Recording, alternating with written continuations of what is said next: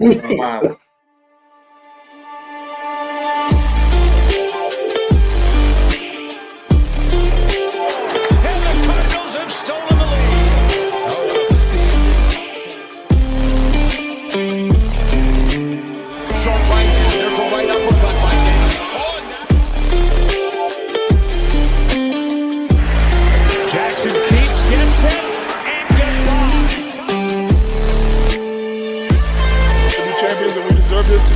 We rose to the moment, and here we go.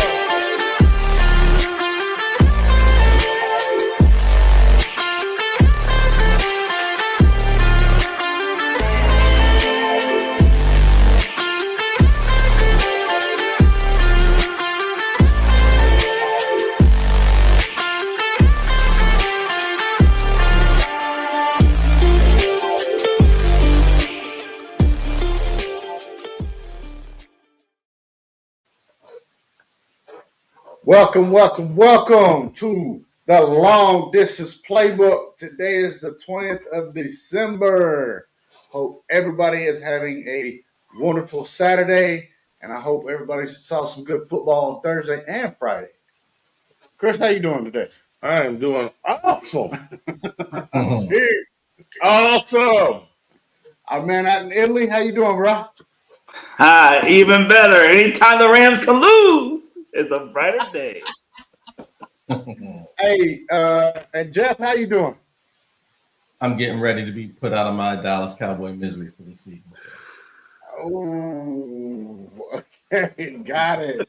Hey, Jay, if I am correct, I do believe that at in an hour we have a game that starts. So when that happens, you want to keep it up on your TV for us? Okay, I'll get it. I think so. If I'm not wrong, No, y'all can check for me. They got 5 or 6, 6 something. o'clock. Is it 6? 6 o'clock. Sorry. Six. That's 6. You got a couple hours. Got it. Too easy. All right. We're gonna start the show like we always do with honors of the week. All right. First, we want to start off with congratulations to Mr. Fernando Mendoza for being the newest member of the Heisman winners. We also want to say congratulations to the University of Washington for winning the NCAA Men's Soccer Championship. And now, with tragic news. This news happened on the 18th of December. Former NASCAR driver and legend Greg Biffle and his family passed away in a plane crash accident. From the Long Distance Playbook to anybody that knows Greg Biffle, our condolences go to his friends and his remaining members of his family. All right. So let's go ahead and get into the lightning round. Let's hit that lightning round real quick. You ready? All right, Jeff. Let's go. Okay, so soccer news today. News for us, man. I got you. So in the Premier League, leaders Arsenal take on Everton today. You got Man City, who is second, getting ready to play, 2 points behind Arsenal, and then you have West Ham taking on Aston Villa today. Aston Villa 3 points behind leaders Arsenal. So some pretty good matches.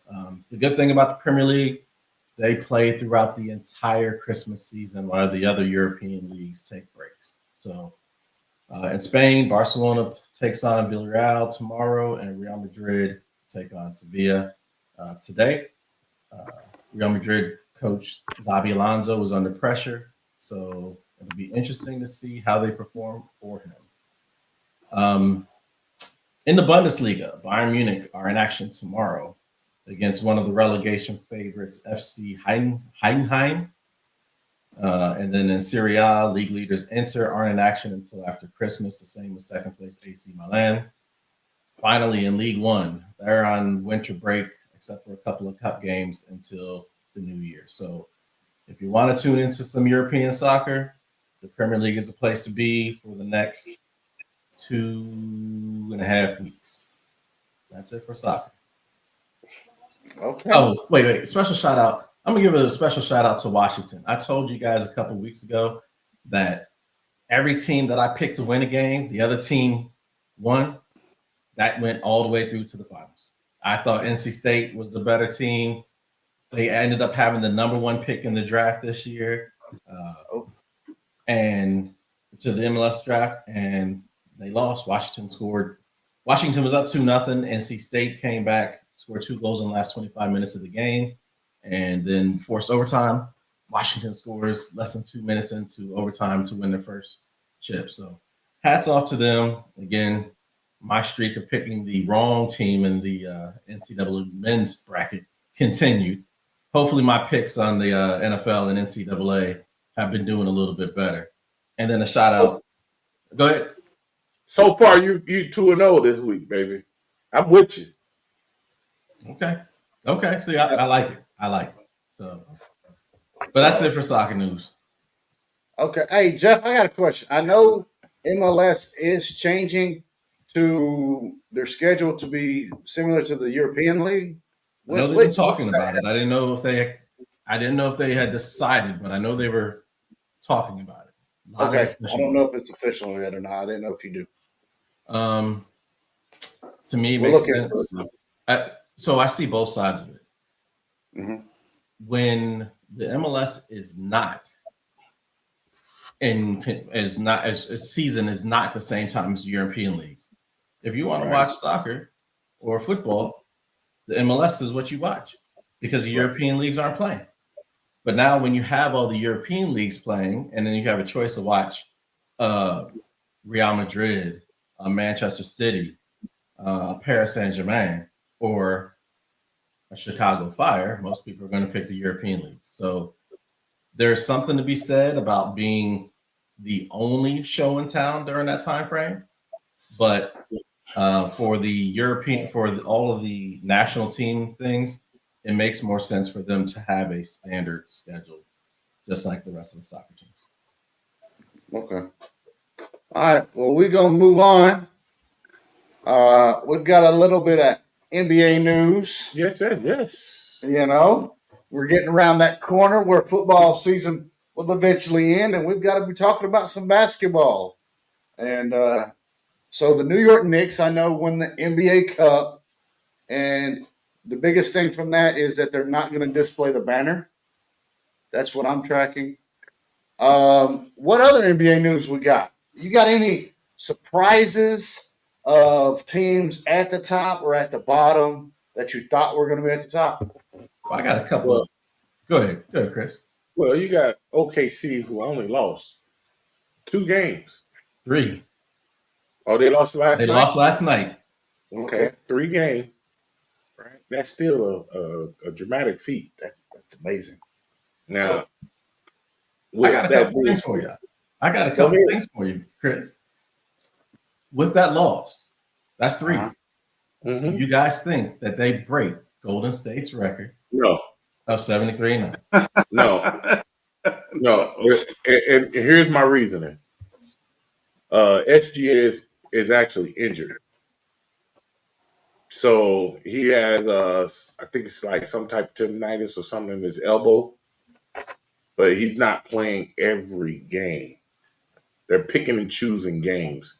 And, you know, that can be, you know, when you're picking and choosing games, like he's going to play in this one, but he's going to sit these 2. Right. You know, those are games that they could presumably lose without his leadership on the floor. Or I ain't gonna just say his leadership, his points that he puts up. Right. You know, he is their de facto point guard. Not just talent wise, right? But he also draws the attention of the other defenses. Yeah, I agree. But now, question: if without him, if they continue to win, so I mean that's something we'll talk about later on. Right? So the odds are they already. Yes, they have a great record right now, but I believe that Golden State team didn't take like their 3rd loss to after Christmas. Yeah, look, NBA ball don't start till after the All-Star break. That's what I was. I mean, that's the reality. They don't really start really putting in work until after the All-Star break. I was gonna say, let's see what your record is come All-Star, and if it's anywhere close, then we'll talk about it. Yeah, But let's see where you at the All. If you still only got 3 losses come All-Star break, that's a conversation piece, right? I just think they're too young. I think they're Frank, too young. we definitely gonna discuss Alabama tonight. I promise you. that might run us about a good 45 minutes. Give us a little bit on that one, Frank. All right. I got any other teams that jump out at you in the NBA? I got it. So the other day, JJ Redick came out and challenged LeBron James. Said he needs to play better defensively. Okay. So here's my question. Yeah. Do you guys think that JJ Redick is going at LeBron James so that he can go at everyone else, namely Luka Doncic and Austin Reeves, to make them play better defensively? Or do you really think he was going at LeBron about his defense? Like, are you really expecting the 41-year-old to be the defensive stopper on your team? As a coach, I am a coach in a couple of sports. If I can pick on the star to force him to get him to open his eyes to something that I'm seeing, what do you think the rest of the team gonna do? Follow suit. I got you, but is LeBron James the star of the Lakers right now, or is that Luka? No, but he's still the leader. I agree. Yeah. I agree with that point. I do. Yeah. He's still the leader. He's not the head attraction anymore. Right. But he is the leader. I agree with that. I agree with that statement. He is the leader. And I agree with what you're saying, Jeff. I think JJ Redick is so LeBron's saying LeBron is so easy, right? And it makes a statement to all the other players, right? If I'm talking about LeBron, hey, you need to step it up. Then that means everybody else on the team is like, oh crap, we got to step it up too. Like Chris was saying, follow suit, right? And LeBron might not. He's not necessarily the one that's got to step it up.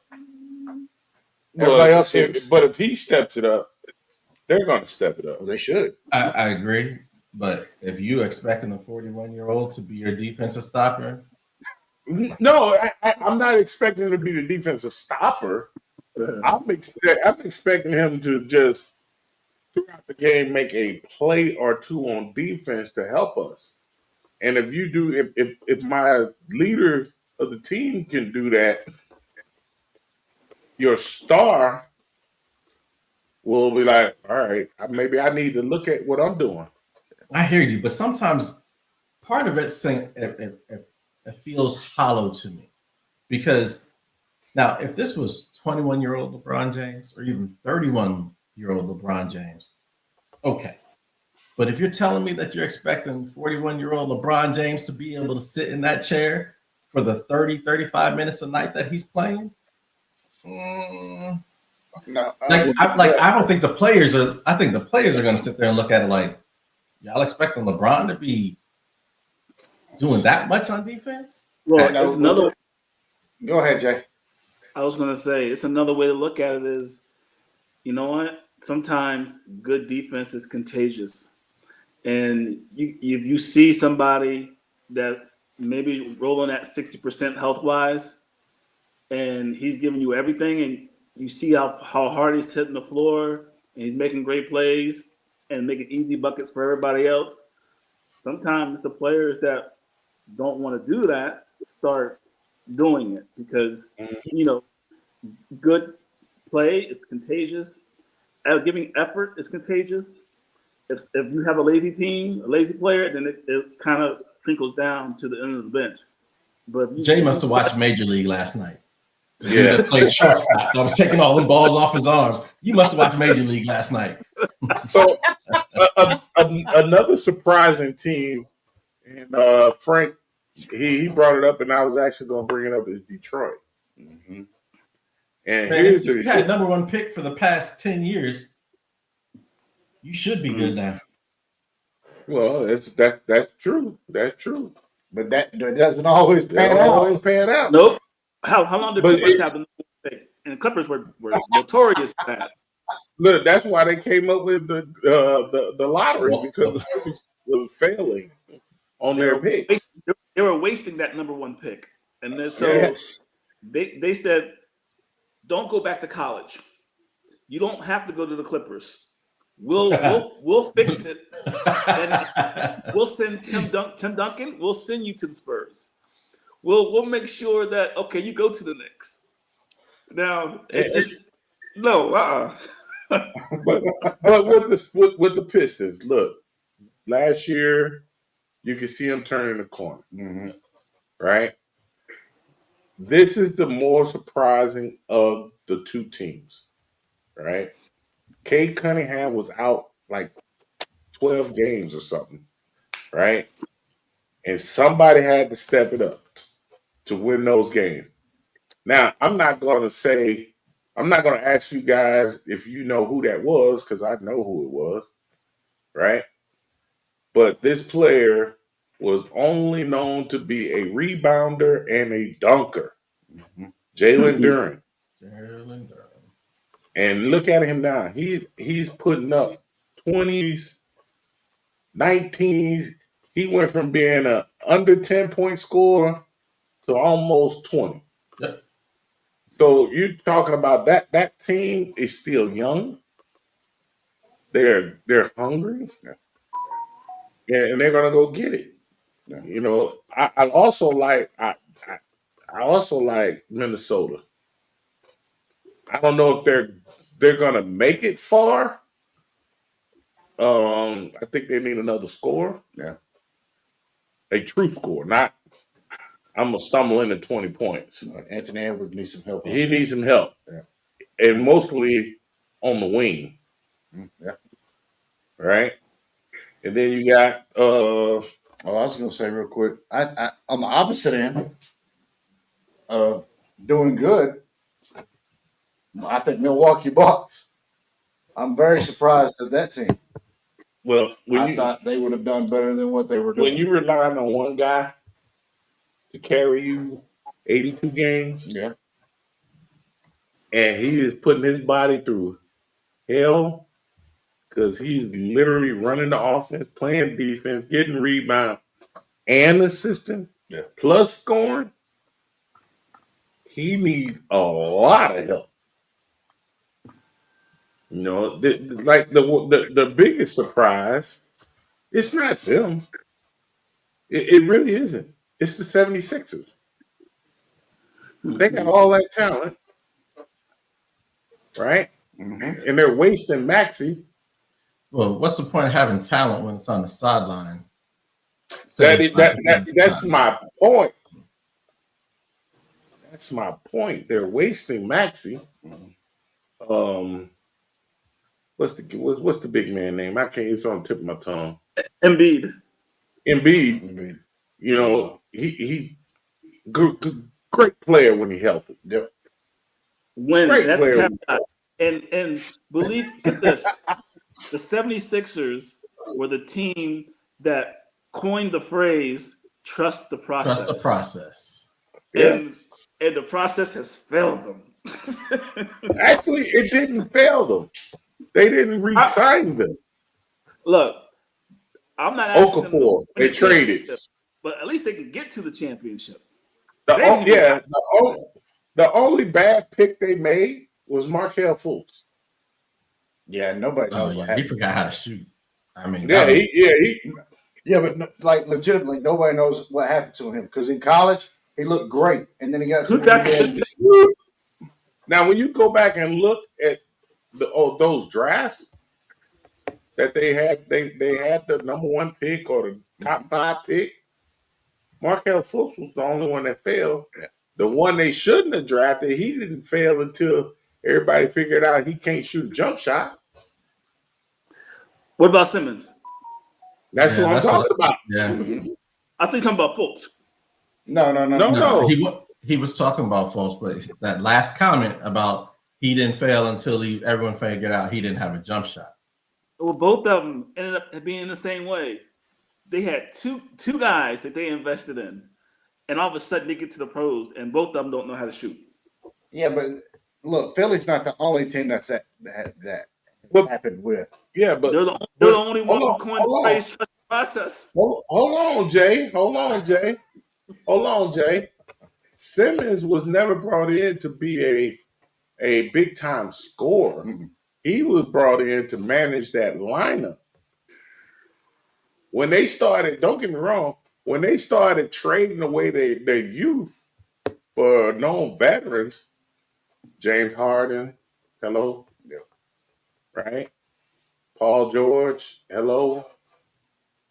That's when the lineup started to really change. You got, Okafor was a great ball player for them till they traded him away and he got injured. He's a great Yeah, player at Duke.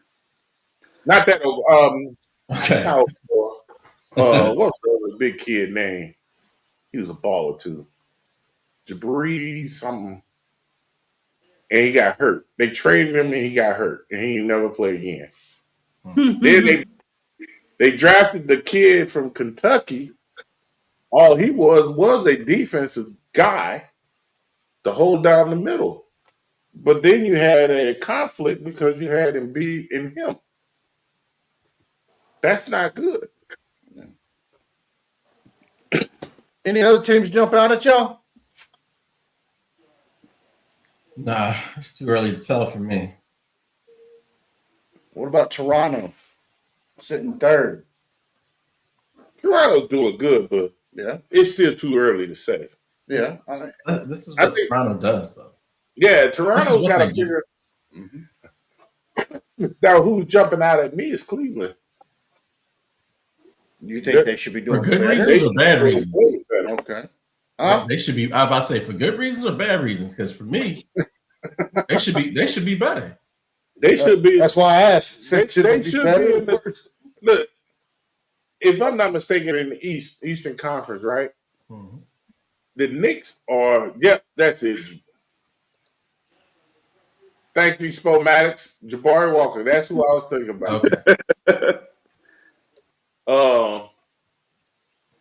In the East, the Knicks is number one right now, if I'm not mistaken. No. Right? Detroit's number one. Detroit. But then it's Detroit, the New York Knicks, and Toronto. Yep. And and Toronto. Yeah. Mhm. And then I think Cleveland's in the middle of the pack. No, Cleveland's. Eighth. That's the middle of the Yeah, pack. yeah, yeah. That's Yep. right. Yeah. And they should be towards the top. With the talent that they have, Yeah. would Yeah, I y'all agree. make me tell me something different, Jay. Come on, I know you got something in your head. Oh, you finally agree. Correct. Oh. But You know they're just a game over 500. Cleveland, they're 15 and 14. They're a game over 500. Yeah. 500. Yes. And think about it. And what people are saying is that 3-pointers that they was hitting last year is not hitting. It's not. They're allowing their opponents to score a lot more too this season. Yeah. So defense is lacking. Now another surprise is Houston. Okay. Right? Are you surprised that that lineup is working? I think that lineup was going to work regardless because you can't stop 6'10" players. I mean, because they only have 8 losses, which isn't bad. It ain't bad, but what's surprising about it Uh-huh. is how they balancing out their offense. Okay. Mhm. It's not the Durant. Don't get me wrong, great ball player, always will be. If I don't need to score 30 to win, I'll score 18 Right. and we all win. Yeah. That's a key. They still have the guy to go to when it becomes crunch time. Right. Mhm. I got you. All right. And look, Question. and I think that's a real good sign. First, I think Houston has a fantastic coach. Yes. Yeah, Absolutely. so one of the best in the league. You got Durant that's leading the team in scoring, but he doesn't have to every night.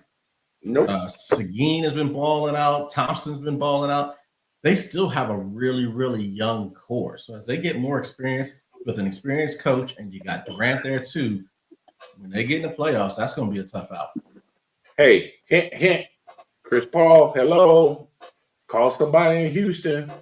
Don't go down there with a bad attitude. Just go be the backup point guard. Hint. I'm just saying. Hey, Just throwing that out, putting that out there in the world. I would say veteran leadership on the bench is As long as it's not toxic. right. Good veteran leadership, right? For young guys, that's something that you can't buy, you know. So if they get somebody like Chris Paul, you can't buy veteran leadership. That you have to come. That's through experience and everything else. That's what I'm trying to say. But I don't think Chris Paul is going to sign with anybody until after the All-Star break. After All-Star break. I'm thinking so too.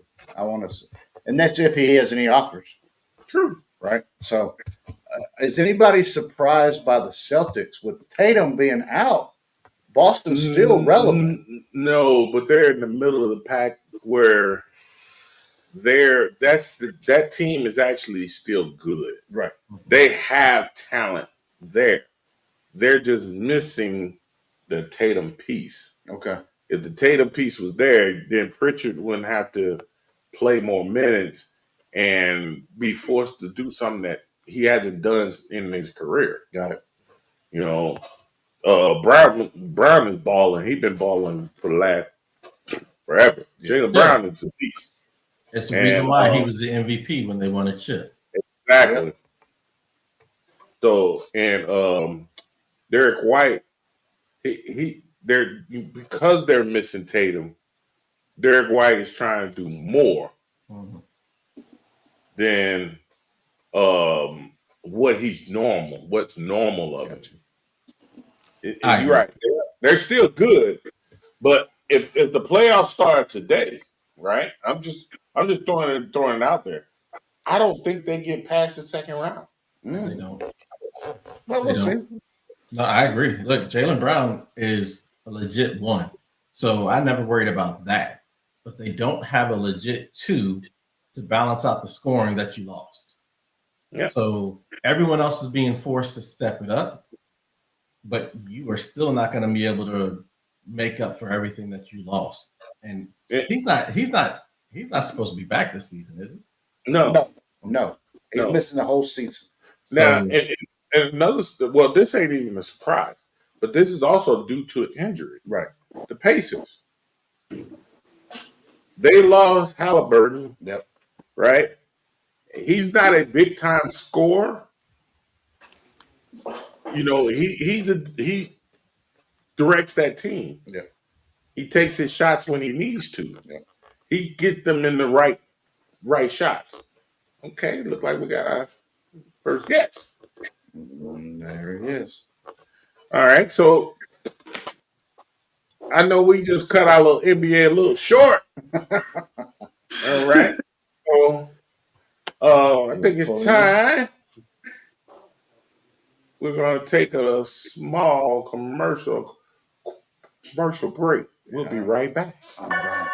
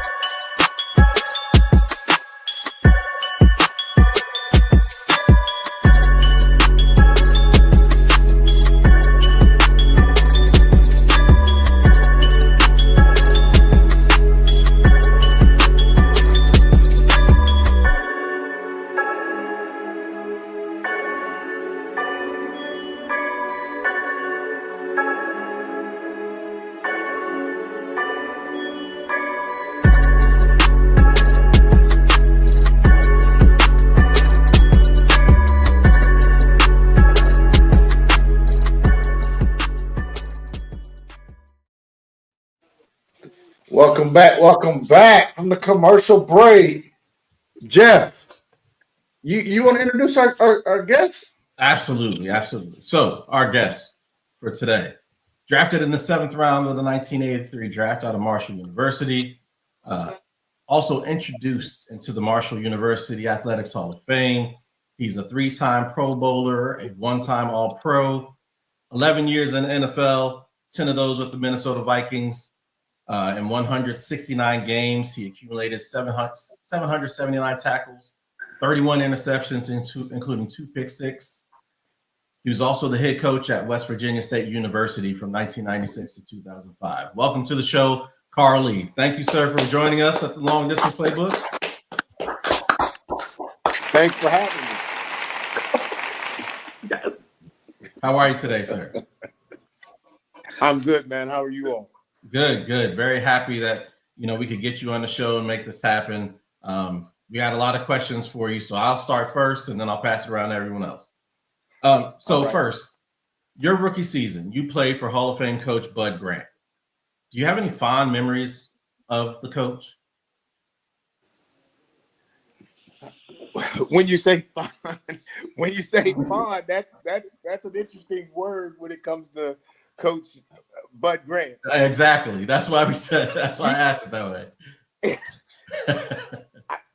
The one thing that I remember about, well, let me just say it this way. The only time that I even really had an actual conversation with Bud outside of in my 3rd year, he came back and he cut me. So he cut me in that year, but brought me back.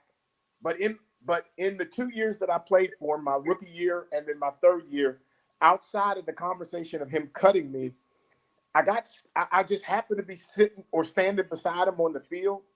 And, and I was like uncomfortable because he gave me like a double take. He looked at me who is this dude? And he looked at me and he said, Marshall University, right? And I said, yeah. And bro, that's all he said. and I'm like, is that a bad thing or is that a good thing? But that let you know he knew who you were. I guess he was checking to make sure I was that guy. I don't know.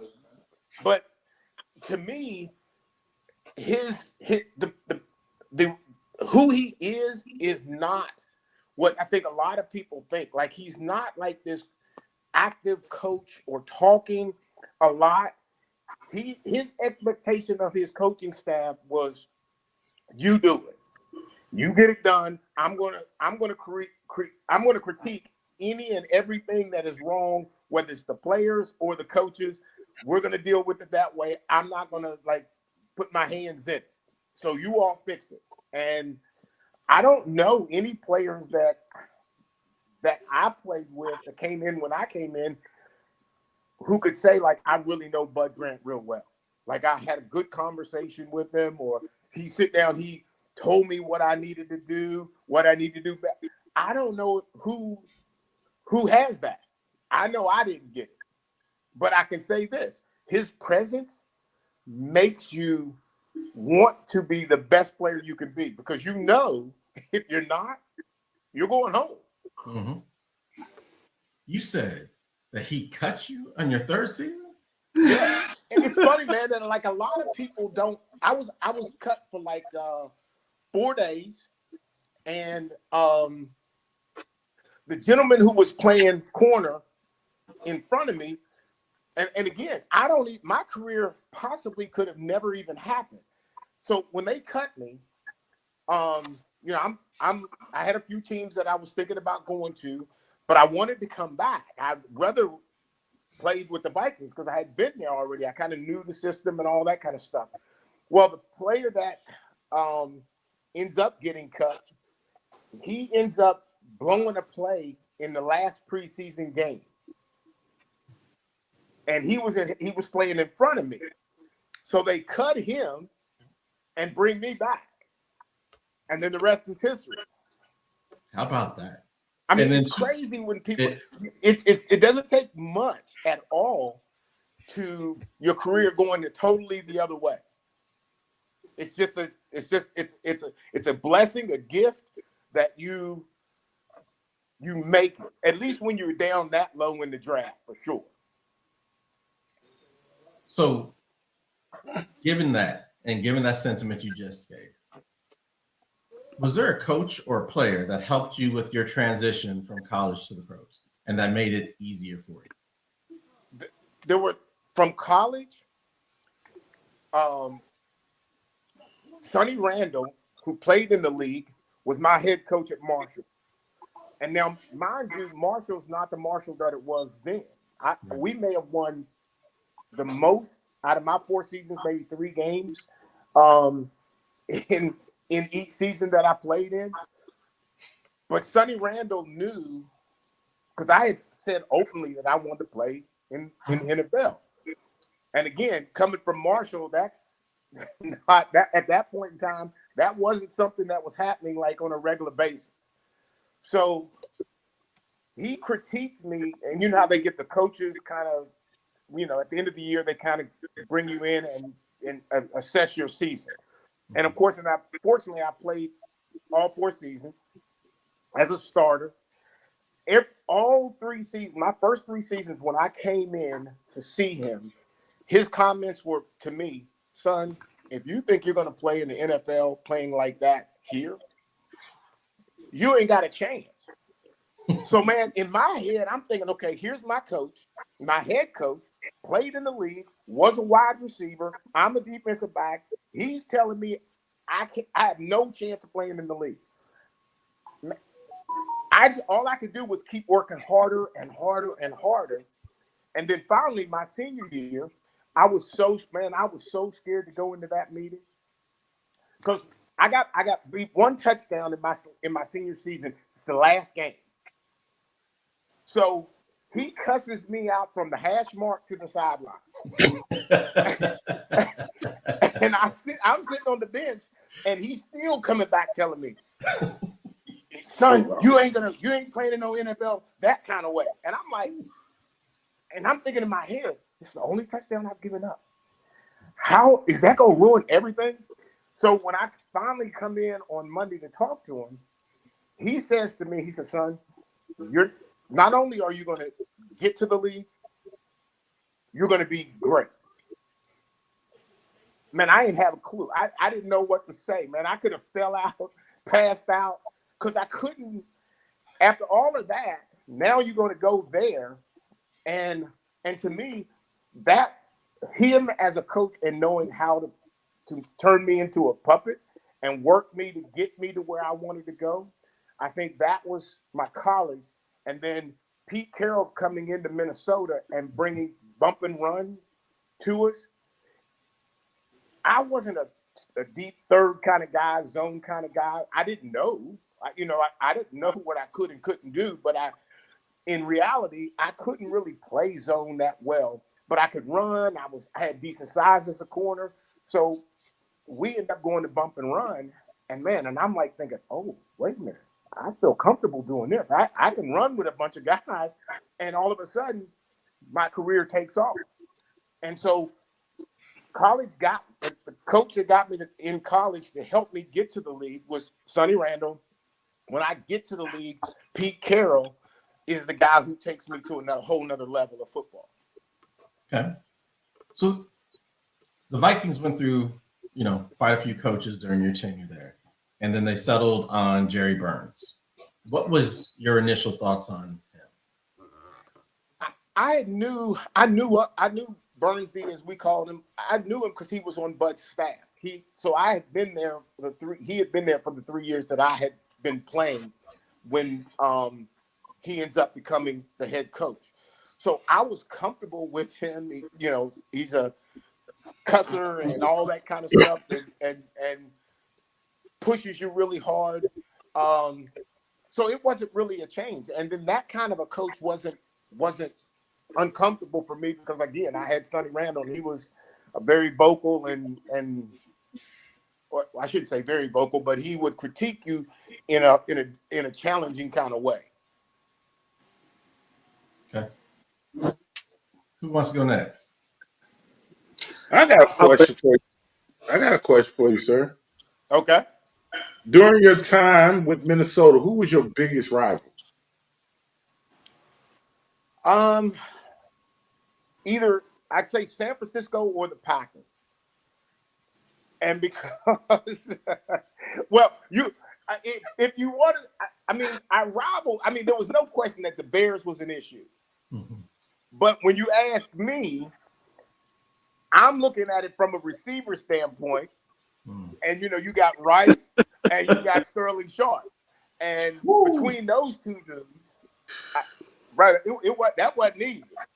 Now, the Bears, the crazy thing about the Bears, bro, I'm standing, when we come out, our defense comes out, man, I'm standing on the sideline watching their defense. Because I'm like, I need to see what these dudes are doing. That's funny. Yeah. Yeah, and again, by no stretch of the imagination can you not include or talk about Walter Payton. Mm-hmm. Dude, like I'm telling you, like the first time I had an encounter with him, my second season in the league, and bro, they put me back to safety. That is not where you want to meet Walter Payton.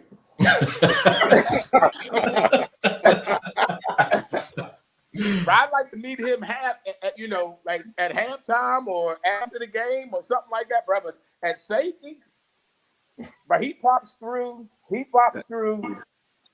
and bro, I'm like, where did everybody go? And I'm looking at him, and I see him.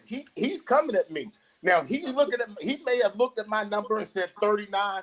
Thought about it and said, "Oh, ain't no reason for me to change no direction with this dude. I'm just gonna go ahead and run through him." And I'm thinking to myself, "Well, let me go, and we'll see how this is gonna work out." So, man, I'm running as hard as I can. We make contact, and bro, I froze. Like it was like boom, and I'm like, "Okay, this ain't going well." Because I'm thinking if I hit him, I'm going full speed. But I'm gonna slow him down, or I'm gonna knock him to the side, or hoping back hitting, knocking him backwards. Bro, the next thing I know, bro, I'm on the back of my heels, and I'm like thinking this ain't gonna look good on the film. And he goes down because he trips over. I ain't make no tackle. It's a tackle stat, but it ain't one that I would have passed on that stat. Okay. So to me, you can never not put him into best player ever, or the hardest guy that you ever. And Pete Johnson and Earl Campbell, those guys, bro, they are who they are. You look at Peyton, bro. He's like 3 inches shorter or something than me, like. Bro, but he's harder than any of those guys. He just was a beast, man. He just was he was the epitome of a hard-nosed football player. You were talking about the Bears. You were talking about the Bears. How fast was Speedy Willie go? Man, have you ever chased the car?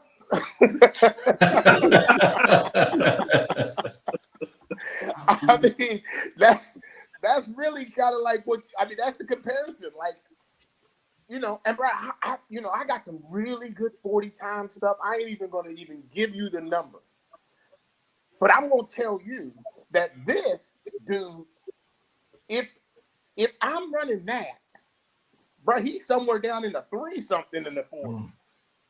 Cause he was just gone. You can't play him zone. Because think about this, bro. This dude's the fastest dude in the world. You're gonna try to open up, turn, open up, and then catch him. You're gonna start your speed at 8 or 9 yards, bro. He at top speed when he get to you. Mm-hmm. You ain't gonna catch him. The best thing about it was he wasn't the best quote receiver, and his routes were basically deep routes, and he'll let one drop, but bro, you can't assume he's gonna drop it, and so you can't keep up with it. So you took one of my questions I had when you, because that was my next question, was about had you faced Walter Payton and how that went. So you got my question. I'm gonna pass it over to my partner to my right here. Well, my bad. But you can't talk to Bears without talking to him. Yeah, I Right. get it. I get it. We understand We that. get it. Hey, sir. So during your time, who was the toughest receiver for you to guard? Rice, Carter, Sterling Sharp, who? Rice was really. I'm faster than him. I'm as tall as he is. So Okay. his thing was he. You got Joe Montana, you got Roger Craig, and then you got Taylor on the other side. But so every part of that throw or potential throw or play action, bro, you can't you gotta respect all of it. Okay, so I think the greatest thing about Rice was he not that he wasn't great because he was great, but that's a whole great team. That was just a unique combination of every position you could say is a Hall of Fame guy. The guy who bothered me the most, and I really believe was a great receiver, was Sterling Sharp. Now, guys, this dude is a fool. Okay, he would walk through. Me and him got to be really good friends. I used to go to his camps and stuff, and work his camps and all that kind of stuff. So we got to be really good friends. I'm sitting there like I'm locked in playing man to man. He's like, bro, ease up. It ain't coming to me. Don't worry about it. I ain't getting the ball. Bro, I'm trying to ignore him. And I used to tell all the guys in the huddle, don't talk to Sterling. He's gonna talk you into the end zone. He's gonna laugh you into the end zone. He's the only player I have ever seen in my life to play at the NFL level, the top level, be great, and never take it serious. But I can't laugh and joke and play. I need all that attention to play. He could play, and he walked through our huddle. Why y'all in the huddle? Y'all ain't doing it by playing man to man. And I'm telling my guys, I'm telling the other corners and the safeties, don't talk to him. Don't play with him. I'm telling you, he's gonna laugh you in the end zone. He is gonna and bro, I think again, this is the NFL. This ain't high school and you being a superstar and you laughing at guys. You're talking about the NFL, the best players, supposedly the best players ever, and he's out there laughing and joking. And I don't remember ever playing against him and him being serious ever. And to me, bro, I can't laugh with you. I can't joke with you. I need all of this to be able to play. He was a big boy too.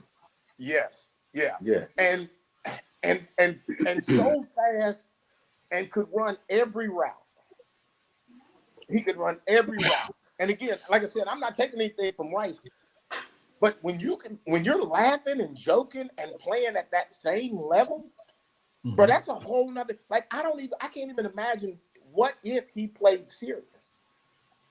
How much greater could he have been? Yeah. Good point. Injury took that away. Yeah. Oh yeah. The That injury was a took that sad away. situation, man. That was terrible. Yeah. Jay, you got anything else? I'm going to go ahead and bring up your 1987 season. The strike season, so it's a little different, right? Yeah. How's the preparation like? You know, it was a shortened season. Right. So the Minnesota Twins end up winning the World Series that year. There's already a little buzz in the air, and you guys catch fire. You beat the Saints in the first round of the playoffs. You got Rice. He scored, 35 touchdowns in 12 games that year? Or Yep. so, I don't know what Yep. it was. It was an astronomical amount. And you guys had to go to San Francisco. What was the preparation going into that game? the focus was really making sure that we got pressure and that we were going to play a lot more man, and we were going to send a whole lot of heat. And I really don't know. I don't want to say they weren't prepared for it, but I think they didn't know that we were going to be so successful with that being the game plan, because nobody's thinking about pressing, putting pressure on Montana. Like, I don't know if it would have been anybody's game plan, because they were so good. And nobody wants to try to cover Rice. Nobody wants to try to cover Taylor. And I can't remember what the tight end's name was. Brent Jones, probably. Say what? May have been Brent Jones at that time. Maybe. He was a rookie then. I mean, they had somebody everywhere. They had somebody in every position that was above good and at great, or right there at great. So how do you go in and just and again, we did well offensively. We played them well, special teams. We just ended up playing such a good, solid game. We come out of there with that win, and at that point, we were like, okay, we got a legit shot. Got it. Yeah, Hey, so we got a question from one of our viewers. What was the locker room vibe when the Herschel Walker trade happened?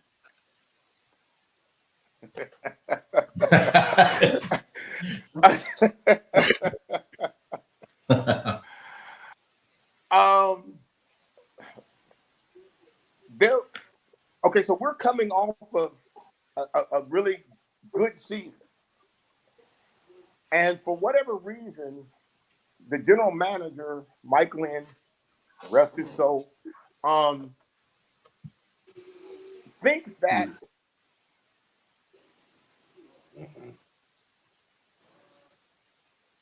We lost him a little bit. Yeah. that are major to the team. Like, you took the starting, you took two linebackers that were started, three linebackers that were started.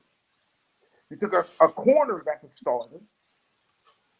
So that right there, we got to replace those dudes with somebody better. Where are we going to get them? It was Darren Nelson, the running back, our running back. They sent him away. He was a great player. And then we get him, and I'm sorry, this is football. This ain't personal. One, you're not sociable in the locker room. So when you come to the locker room, whose responsibility is it to kind of go around and say, hey, my name's da-da-da-da, let me introduce yourself, da-da-da-da. But none of that. I don't remember any of that happening. But then when you go on the field, bro, like, I'm looking at this, and I'm like thinking, like, wait a minute. He's big, strong, run over guys, all that kind of stuff. But you ain't taking us to the Super Bowl. There just ain't no way you're going to take us to the Super Bowl. You're not that guy. We used to have a guy in DC that used to characterize Herschel Walker. Looks like Tarzan. Plays like Acts like Jane. Mm-hmm. I can't argue with him. I ain't even gonna fight him on that. Between the tackles. Here's the thing. You can run over me. I'm 180 some pounds. I'm playing corner. You got a chance to run over me. Bro, you not running over no linebacker. Not if he get a straight up shot at you, bro. You don't want that heat. Yeah. And again, the league we're in, bro, that's hit. Our league was our conference. Bro, you get smacked.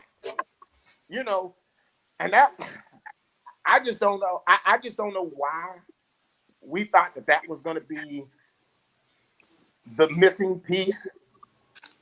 Because you took 6 or 7 pieces away, and thinking that I don't know if there would be anybody that would have been able to replace that group of players that left. Yeah. Okay. Yeah. I got one last question from one of our viewers, Spomatic. His son plays high school football. What's the most rewarding part of coaching kids and helping them use sports as a ticket to education? I just had this. I had something along this conversation yesterday. We're losing the idea of student athlete. And when's the last time you think about this? When's the last time you heard somebody call a athlete a student athlete? And because of we're not thinking about student athlete, we're thinking athlete and NIL. So if I get NIL money, I don't necessarily need an education. We got the money in the bank. To me, I think today's student athlete is gone.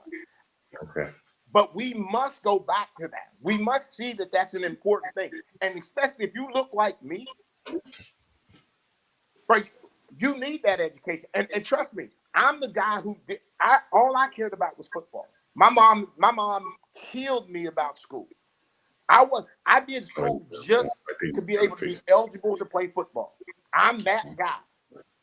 So I'm not that great student that had great grades and are saying this. I'm the guy who would have been the kid that if I didn't make it, I ain't got nowhere to go.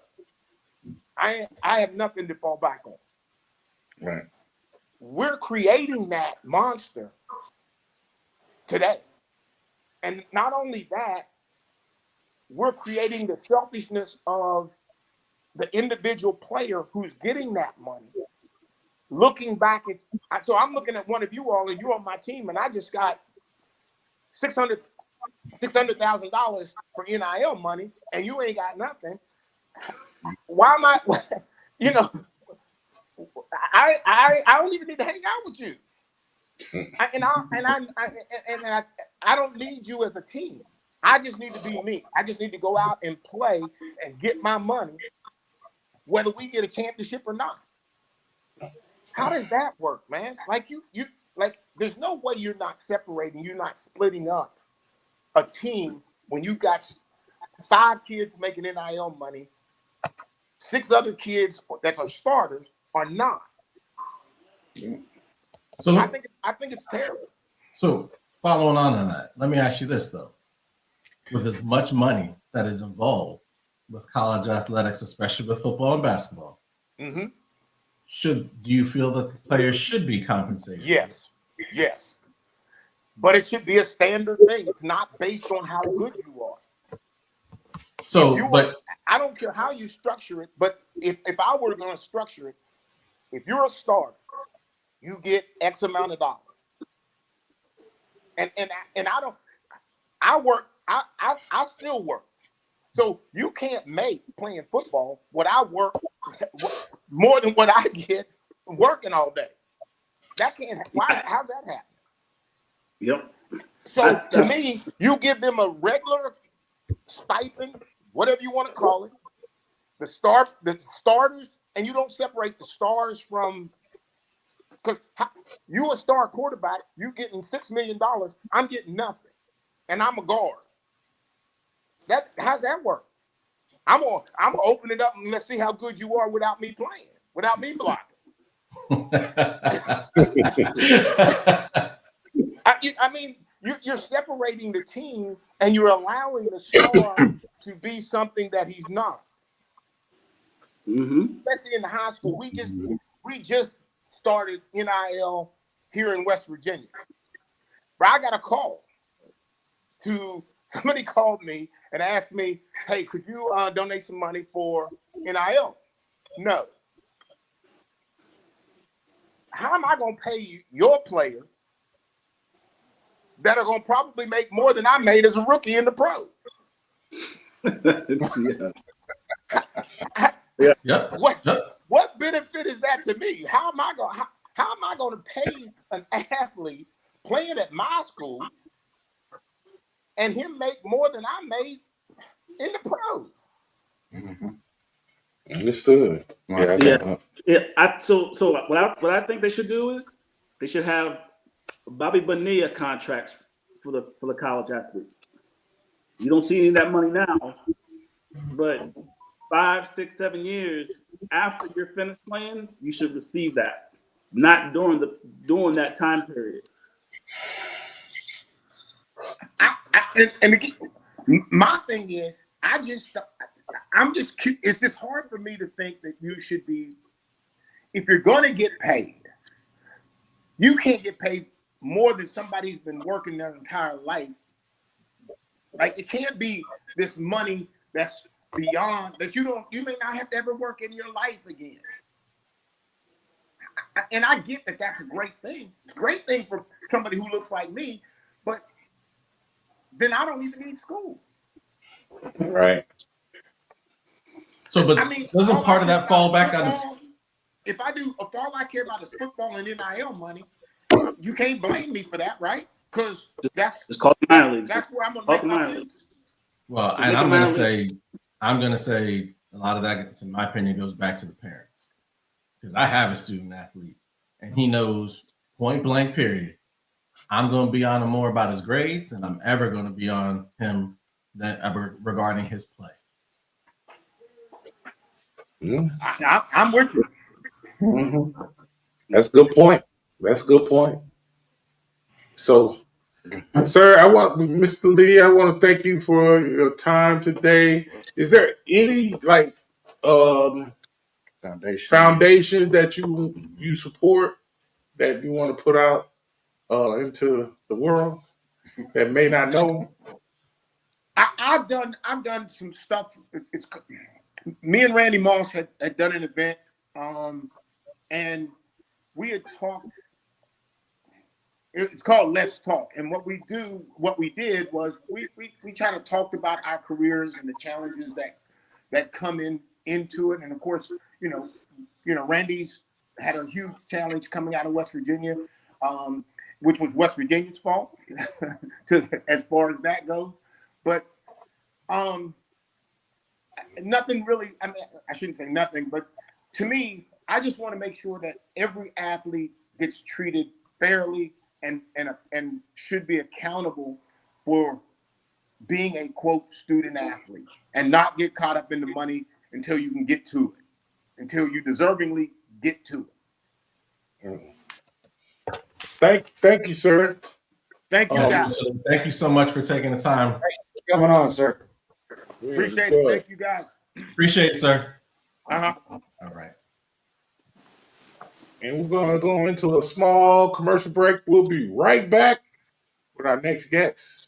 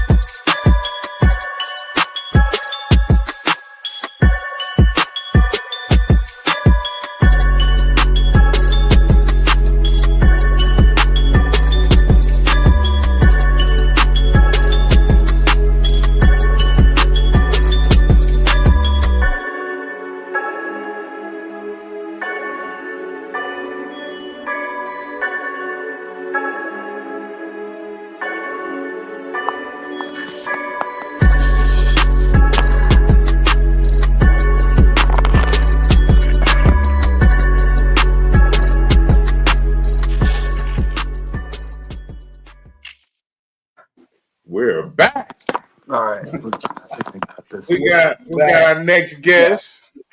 You want to introduce him, Mr. J? Because you about to jump through the walls here quick.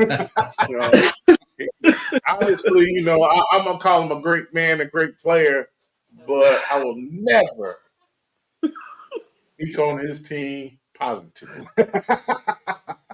Go ahead, Jake. All right, we have a very, very special guest today.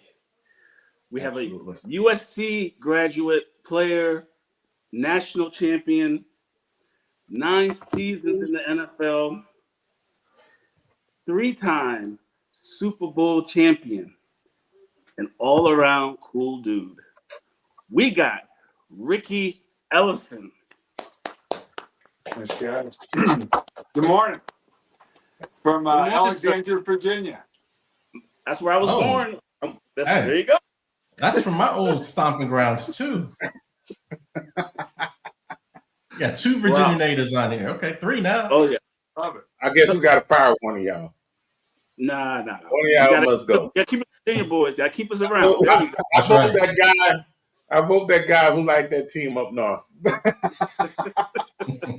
Across Jeff, the river or way north? All right. So Chris and David are in. They're going to ask you a few questions, Mr. Ellison. Chris, fire away. So, Mr. Ellison, how was it playing with Joe Montana and Roger Craig, Ronnie Lott? Well, I got to meet Ronnie Lott. I had some players that Jake, they can take the game to another level that nobody else could. Very, very few are able to be at that critical moments in the games where they can change the momentum of the game by themselves, but also by everybody's belief in them. I played with Ronnie Lott 12 seasons. I don't know if anybody has done that in the NFL or whatever, but I played with him three at SC, same backfield, and 7 with the 49ers and 3 with the Raiders. All of this is like culture stuff, but I mean, Joe Montana, best decision maker ever on critical situations. But it was like fantasy land to be able to play with those guys. Okay. Oh, Mr. Bill Walsh, the great Bill Walsh. That's probably going to be the one time I'm going to say that. How was it playing for him? Well, I came in, I had won a state championship in Arizona, and I came into SC, and we really, the whole thing was about the tailback and the defense, and we were just bigger, better than everybody. We maybe had 3 plays, and that was it. And we'll let you know what those plays are. We'll beat your ass, and we did it. There was no classroom work at all. There was no sophistication with that type of talent that I was on. I mean, I think we had 4 NFL Hall of Famers on that team, 2 Heismans, and all the starters went to the NFL, every one of them. So that's a different way of playing. Then you get shifted to Bill Walsh, where it ain't about big and powerful. That whole thing's not about that. It's about poise and about decision making and making the right decisions at the right time under pressure. And here I get 500 plays. I mean, it was a transition just on defense. I can't imagine what the offense was, but it was a different culture than any other locker room, any other NFL organization in the world at that time in the United States. And that's why he beat everybody. And his coaching tree is still out there today. He went away from the brutality of the football. Bill Parcells, Ditka, all the old school guys. He took this game to where it is today, and the offense just outsmarted everybody, and we were able to have multiple defenses. We were audibling. It was fun to watch and playing. More fun to play in. Okay. Jeff, Jay, one of y'all? So for me, what was your favorite moment as a player?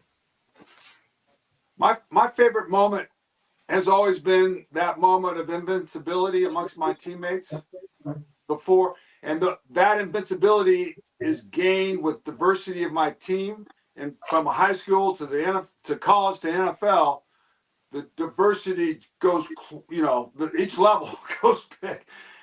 And to get that trust with that locker room and get that trust no matter what the damn calls are or how many times your quarterback, throws the ball away and all the stuff that happens, who gets hurt, doesn't matter.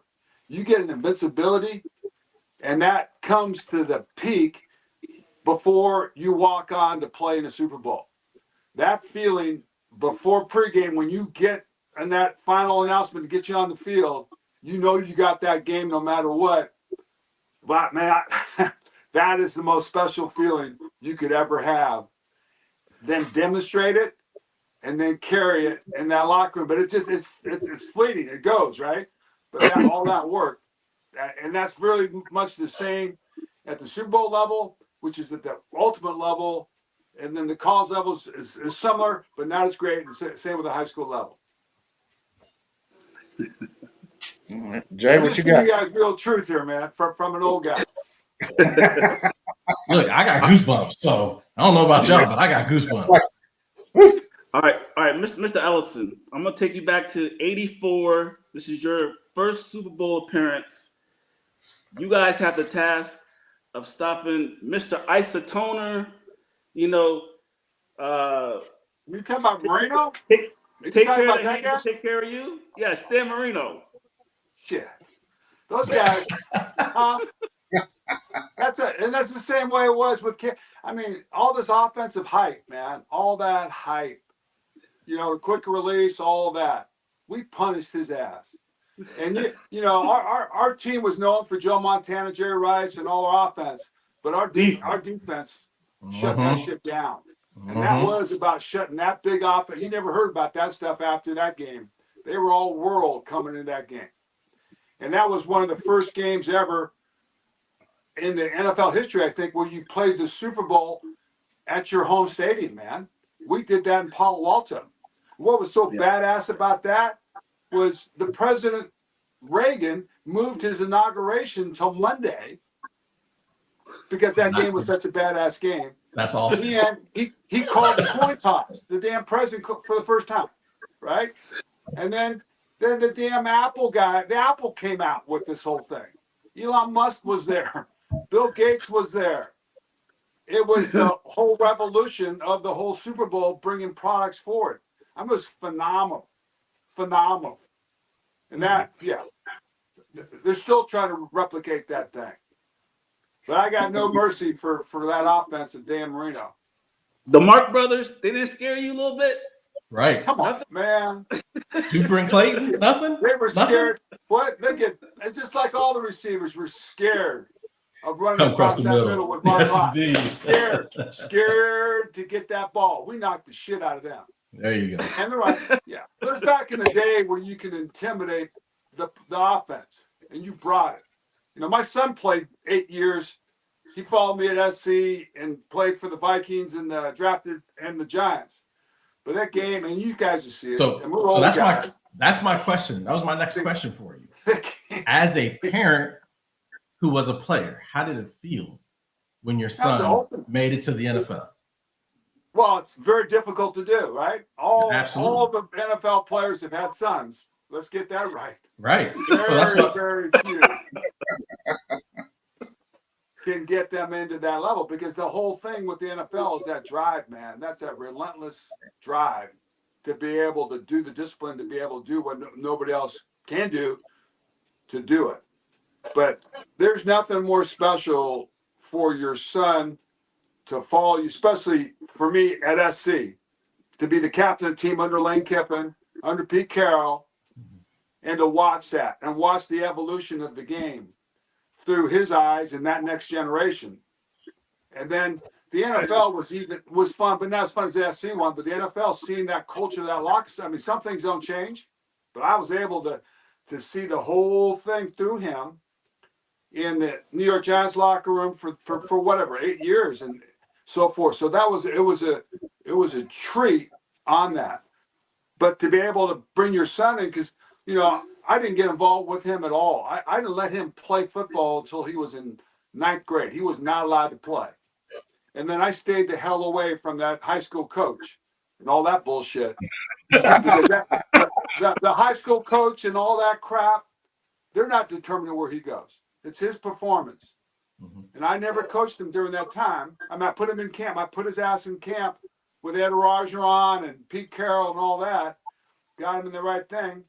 And then the best thing, when he went to SC, Pete Carroll came up to me and said, "Hey, we want to redshirt him." I said, "Yeah, redshirt him."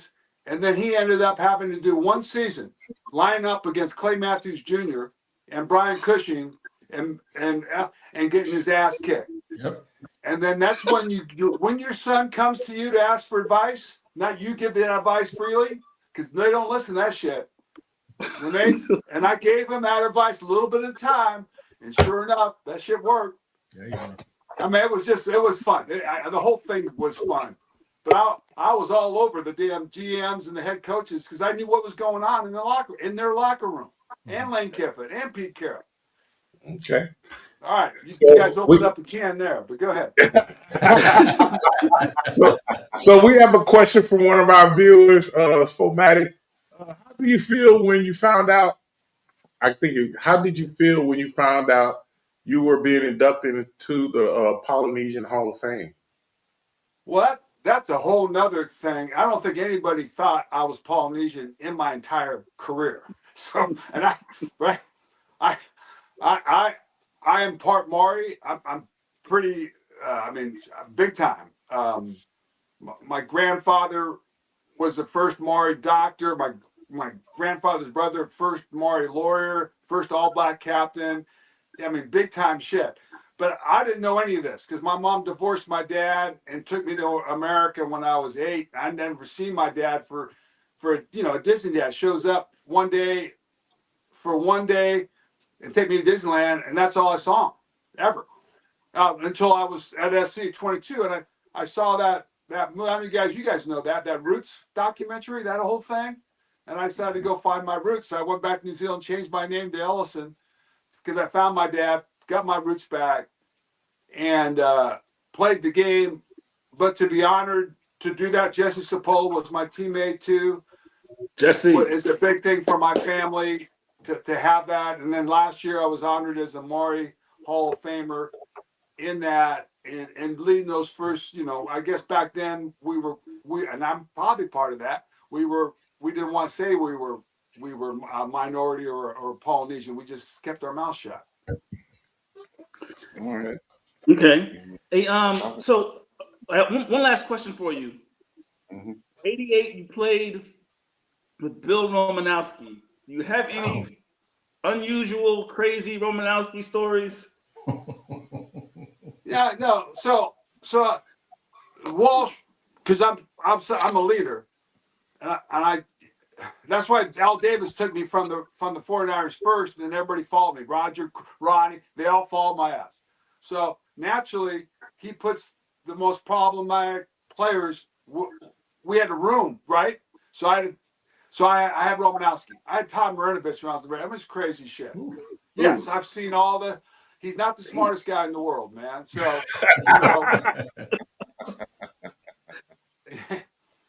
mean, it's diversity, right? You got to know how to play that kind of guy. But he's tunnel vision. He's a tunnel vision dude that doesn't care about anything else, and he takes it personal. Walsh used to told me that hey, they're just faceless, nameless objects between you and that ball. That's it, and you get to that ball.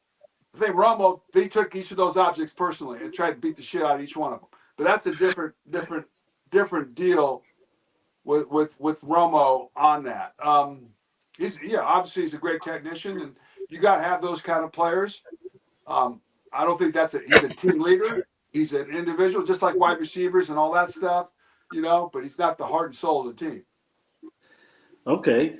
And Danny Buns, Jack Hacksaw Reynolds, Hacksaw, Danny. Yeah, I'll tell you a story with those guys. Yeah, we used to call Buns a horse tooth because he had those big ass teeth. So, my rookie year, right? First off, man, you got to. I'm doing. I didn't think I was supposed to be drafted, and I watched ESPN the first time, and I see my name. I get drafted to 49ers, which was ridiculous. Because the Dallas Cowboys flunked me on their combine. Tom Landry and Gil Brandt said I wasn't good enough to play the Cowboys. And on that damn combine, I met Roger Craig, who was my draft mate 3 months later. So we get drafted to the 49ers together. I ended up starting as a rookie, and we fucking. I mean, you get me nostalgic back in the day. Go back to your question. I'm sorry. Hey, What was the question on I'm that? right there with you. I'm right there with you. You asked me about Hacksaw. So Hacksaw. Okay. So I don't know. I'm from SC. I'm physical and all that. So our first game is a night game, preseason game against the Raiders. It's at 6 p.m. And this is Gene Upshaw. This is Ken Stabler. This is the real deal. Those guys. So we have to go to breakfast. The game's not till 8. I show up at breakfast, man, and I look at my table because Hacksaw Reynolds, who I played with, he's in fucking cleats, full gear, helmet, pads, and he's got his helmet up eating Cheerios or whatever, Wheaties or whatever, and he's anxious. The coach he wants to get the hell out of there, and he's and then he after the coach meeting, he buckles his chin strap up and gets in a Corvette open and drives to the stadium. This is like 8 in the morning.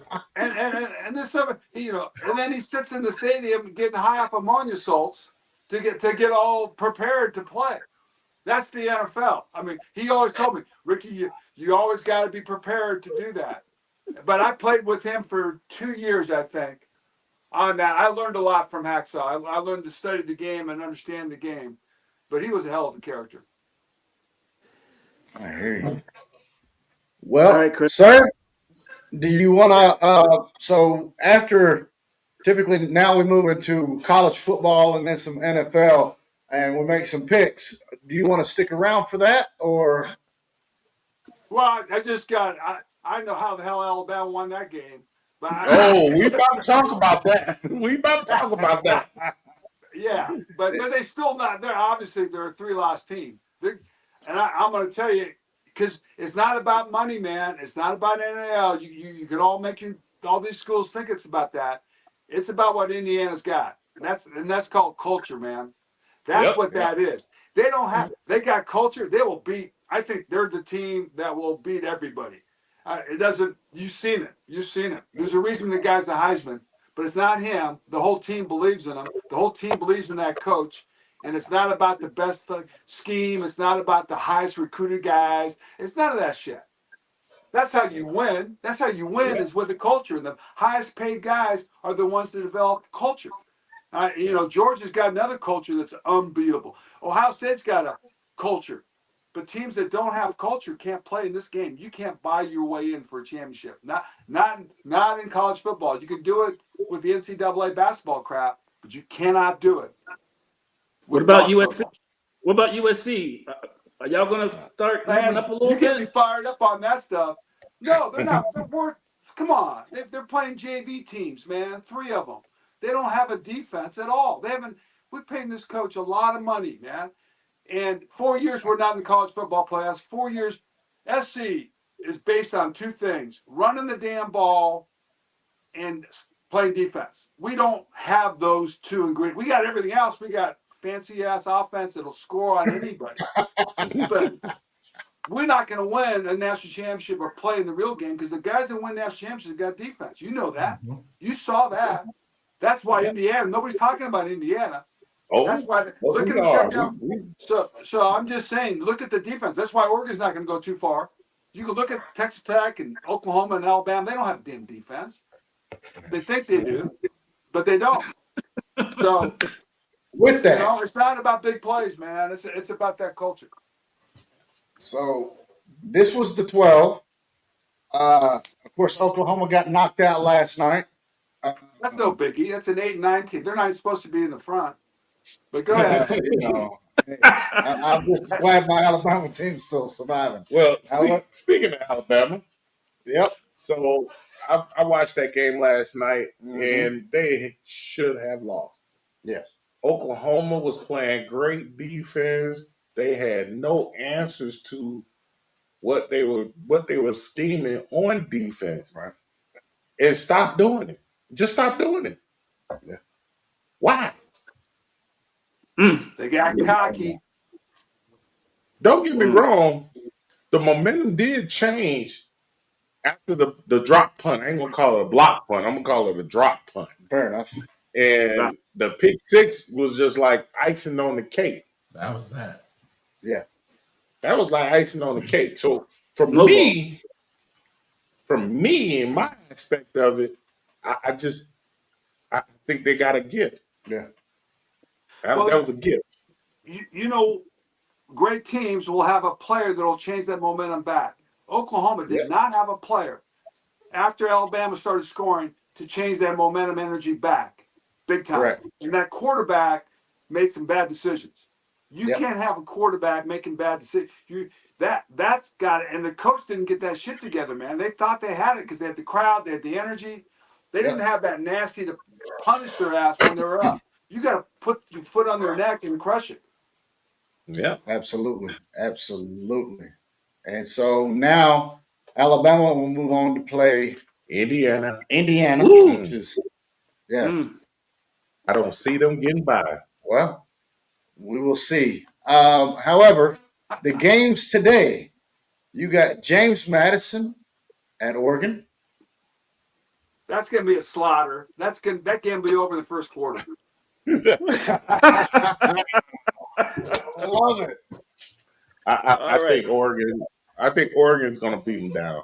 I They just have too much athletic talent on Yeah, offense. but they're playing in Oregon, man. And that stadium, I was there Yeah, when I that's watched true. them SC.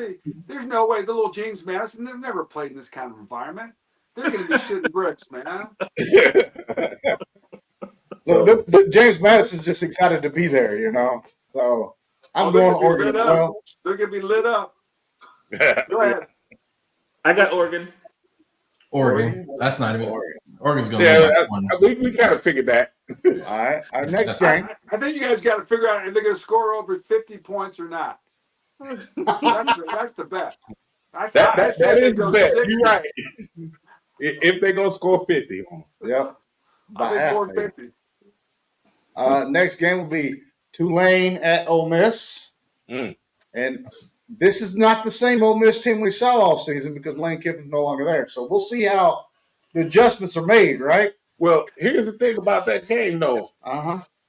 Lane Kiffin might be the head coach, but he had an offensive coordinator. Right. He had a defense coordinator. Yeah. They still there. You're not wrong. So believe me, Tulane, they're going to lose. And I don't even want to put a That number ain't on that it. hard to say that. Come on. You really think Tulane can even play? I can't even look. So I can't even give them like Look, I was trying to hype it up. benefit of the doubt. No, Ole Miss has got a chip on their shoulder, man. Their whole team's out to show the world that it ain't about Lane Kiffin. So they're going to Yep, punish that. They will punish today.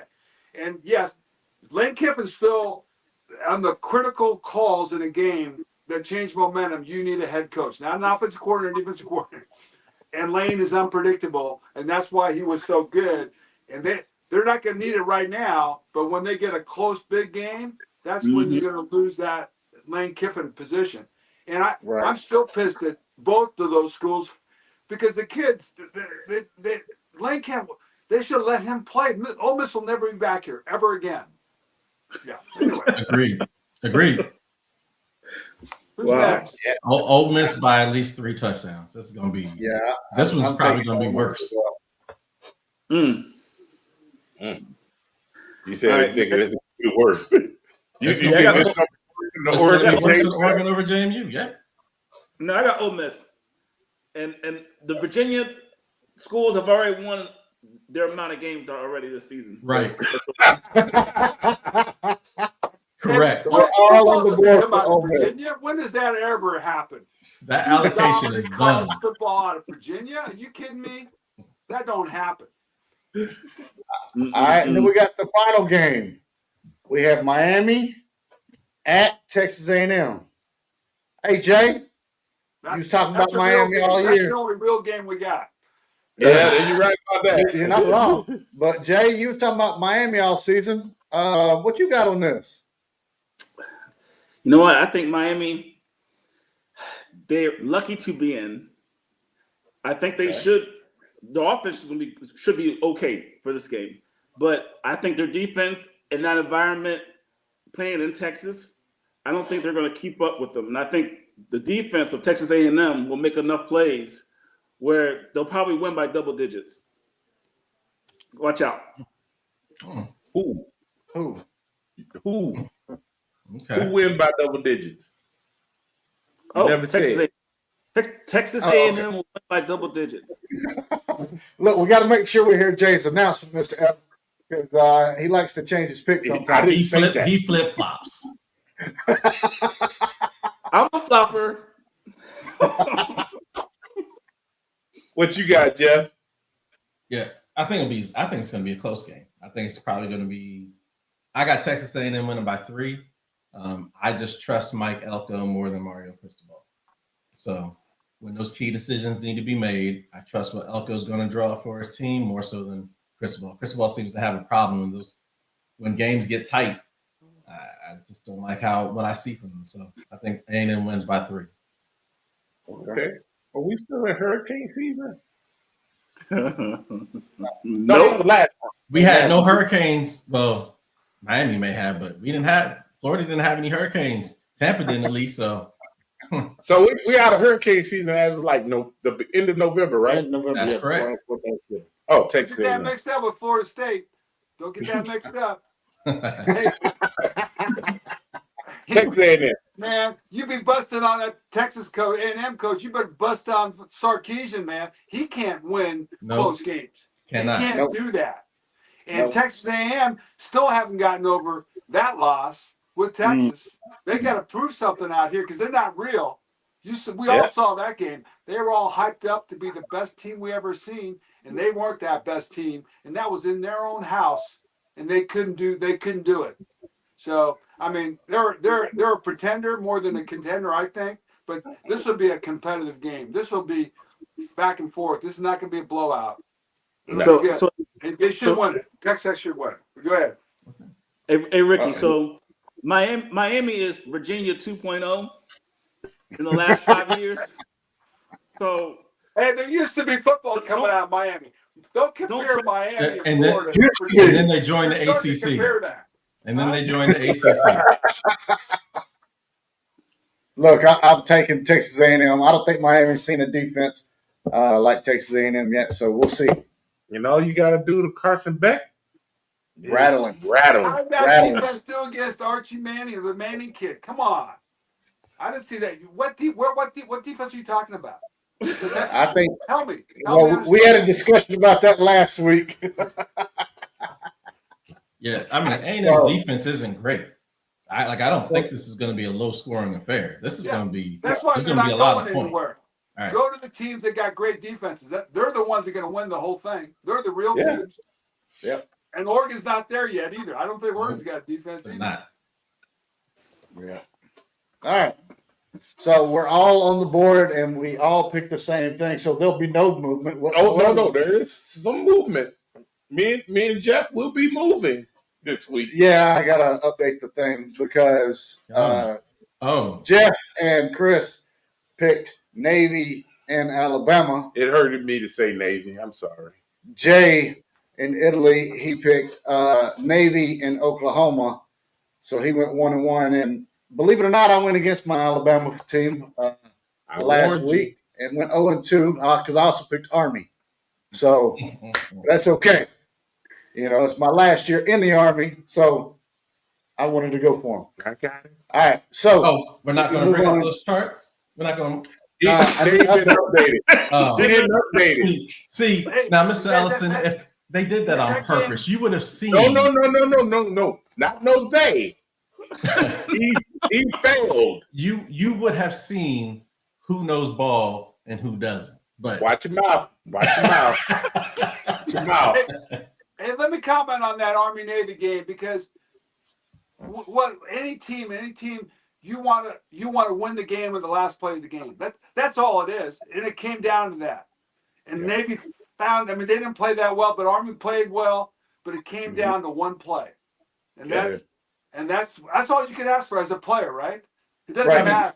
That's as an Give me a enthusiast chance. of football. That's all, because that's what you did in the backyard growing up. That's what you lived for, right? Yeah, all that other stuff before that one play is just bullshit. I mean, you can comment about it and all that, but it comes down to the winning play. That's when you really then who wants it the most, man? Because that's all that was. Absolutely. And we saw that, so it was pretty cool. Yep. No, so all right, so we'll move on to the NFL. We have to recap. No? Say again. You want me around for this thing? If you want to, sir, that's up to you. Absolutely. But we can let you I got go. biases, guys. I actually played for two of these teams, so I got some bias. So just go ahead. Hope you guys are independent over there. Hope we don't got any closet Cowboys or Eagles over there. There ain't no closet cowboy. This flat out cowboy fan. There ain't no closet cowboy. Out of the closet.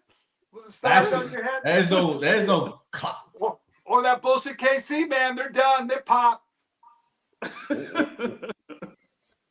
So we're going. I like the blurry of that. That's good. So, hey Ricky, we got to give you the lay of the land here. All right, Mason, he's a Atlanta Falcon fan. Chris, the Dirty Bird that hasn't won anything. Nothing. Absolutely. Those guys, they were in our Steve division. Steve Barkowski. There you go. Yeah. Chris is a LA Ram fan. All day. See what I'm talking about? Hey, how did you get beat by Seattle? How the fuck did you get beat by Seattle? Oh, we about to talk about that. I'm about to answer that question. I'm about to answer that question. The whistle blew, the ball was dead, and they picked it up and said, "We're gonna give you 2 points." That was the ball game right there.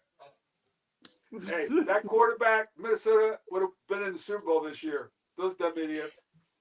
Sam Darnold's a baller, man. You don't give away that quarter. I mean, what do these guys think? It's amazing. The Rams are the most talented team going in the Super Bowl, I think. But you're supposed to have momentum, and you're supposed to be going this way, going in. They're not. They got to get their shit together. And now the receivers are hurt. Yeah. So no, you forgot the big thing. They're playing us. They're playing the 49ers, right? Those little sheep are playing us. Is that correct? At the end of the year? No. No. We got Seahawks. No. Okay. Y'all got the Seahawks. We got the Seahawks. Sea chickens. Oh boy. We got the sea chickens. Hey, that division's the best one in football this year, guys. Yes, sir. Over there in the West. If Arizona would have figured it out, we probably had 4 good teams this year. Yeah, you got to have a Vanderbilt. You got to have somebody. How about that guy? I'm going to Wichita State. Who do they get these guys that thinks he's the best? On that note, it was a very exciting game. I actually stayed up to watch that game. And you're right. I don't know. Both of them had top 10 defenses, but neither one of them showed up. I hear you. You know, they were giving away points like there was there was no defense on the field. Yeah, but it's the NFL, man. They give all the flags, the penalties, and all the rules go to the offense to score. That's a different game than college football. Yeah, you can't touch them now. Defensive game. Can't touch. I almost turned the game off in the fourth when the Rams were up by 16 in the fourth quarter. I'm like, man, there's no point even watching this game, and I kept it on. It's kind of like background noise. I look up and I said, hold on. Listen, they're a 2-point conversion away from tying this game. Yeah, but when you go back and listen to that 2-point conversion, I saw the 2-point conversion, and but here's my problem. They shouldn't have been in that situation in the first place. If you're up by 16 in the fourth quarter. Yeah, but it comes down last play, guys. It comes down last play. You have those are professional athletes. They should know what the rules are. They know all the scenarios. They don't get a bye on that. The last play wins the game. That's all you want. There you go. They did it and they lost it. Well, see, the Rams know how to blow leads on primetime games. So that's what the Hey, Rams were do. you about to turn off that TV if Oklahoma scored another touchdown at 24-0? You would have walked away. Look, No, he wasn't. and I give hats off to Sam I'm Darnold gonna because bite my tongue. look, Sam Darnold's picks were bad early in that game. I mean, bad. That one he threw inside the 10 when the DN dropped back into coverage and threw right in the numbers. I said, "Oh, this is about to be game over." But hats off to him. I think Smith and Jigba is that guy. On the other side, Puka Nacua, that guy, he's a monster. He is a monster. Yeah, but let's get real, man. We got to get to these playoffs because the real players step up. They're right now. They're getting their depth. They're getting their players because they're in the playoffs. So they're putting their second. They're doing things. Everything's on film to set that run up. That's how you win Super Bowls. This is the whole thing is strategy going in, and then you peak on up. But you got to understand this because everything's looked at. They got AI. They got all that stuff. They know exactly what you're doing. So if you're in a dominant position like the Rams, you're going to risk a lot more stuff because you don't really care if you lose a game or not. Yeah. The Rams blowing the lead. So what's the first game for this week for us, sir? Well, so Saturday today, there's an NFL game Tonight. Is there? Right. Because there's Right. probably wait. There's only one NFL team playing tonight.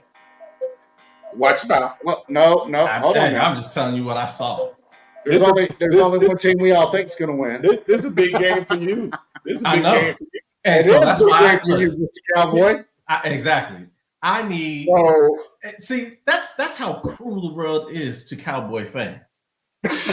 we need We're wasting our time on the Cowboys, man. we need the Commanders to win twice We're going to waste our time to on make the Commanders, playoffs. too. They're in the Man, same boat. please.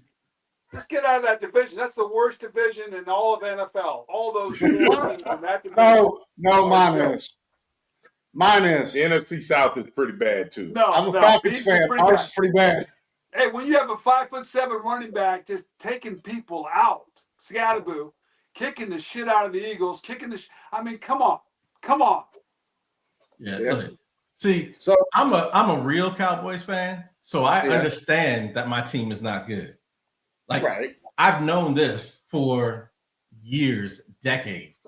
So with our first game, Jeff, Eagles Mhm. at the Commanders. Oh, Who the you Eagles think gonna go they ahead and put. Oh, they're gonna put me out of my misery. They're gonna go ahead All and right. beat up the Commanders. That ain't.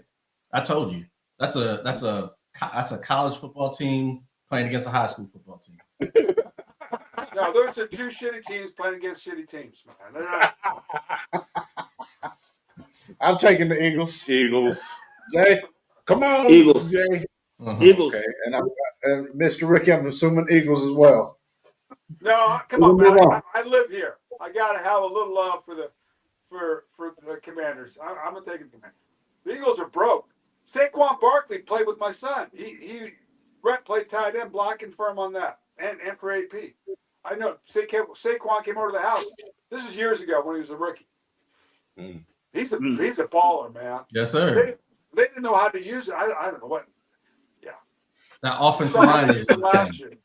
That offensive line isn't the same. So, but Yeah. Mm-hmm. So now we got our second game, and this is the division rival. Yeah. We have the Packers, who beat the Bears 2 weeks ago, are now playing the Bears again. That's Do the good Bears game. get their revenge?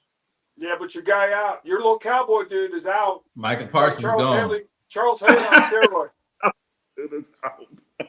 Hey, you heard what he said? He said Charles Haley on steroids. Hey, anybody? You want to find that guy? Why would Whether- you? That's the reason why you suck this year because you No. got rid of him. How about Who that? you telling?